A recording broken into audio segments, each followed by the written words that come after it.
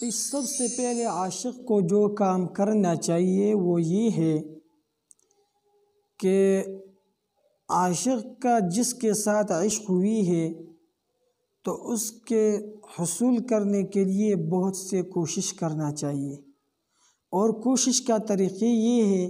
کہ سب سے پہلے استخارہ کرنا ہے، پھر اللہ تعالیٰ سے دعائیں مانگنا ہے، اور پھر اپنے دوستوں کے ساتھ مشورہ کرنا ہے کہ مجھے اس موقع پہ کیا کرنا چاہیے۔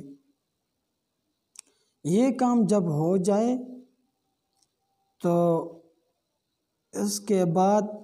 اگر عاشق کا کام ہو جاتا ہے تو صحیح ہے،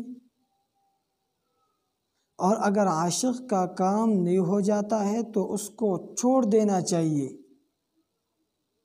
اگر ہو جاتا ہے تو اچھی بات ہے، اس میں کوئی قباحت اور کوئی گناہ نہیں ہے، اس لیے کہ یہ حرام کام حلال میں تبدیل ہو جائے گا۔ لیکن اگر نہیں ہو جاتی ہے تو اس کو چھوڑو، اللہ تعالیٰ مہربان بادشاہ ہے، کوئی